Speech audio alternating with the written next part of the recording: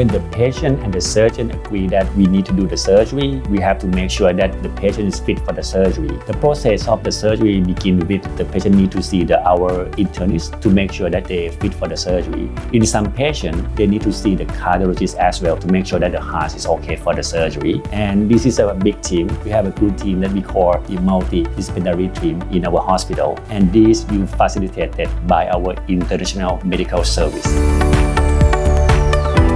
The robotic system cannot do the operation by its own. It still needs the surgeon to do the operation. So mainly the surgeon will be the one who perform the operation for you. We start with the incision. After the incision, we start with the mapping or the morphing.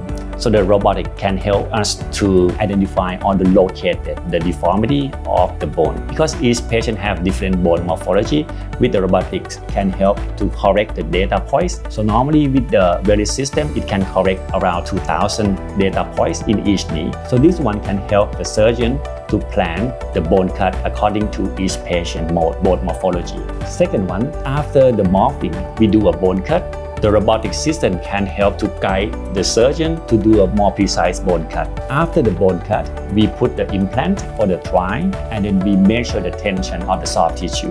Again, the VELYS system can help the surgeon to know exactly proper tension in each patient. When we have a good bone cut, we have a good tension, we put the final implant inside the knee. Before finishing the operation, we use the VELYS again to make sure that everything is in a good position, everything is a good tension.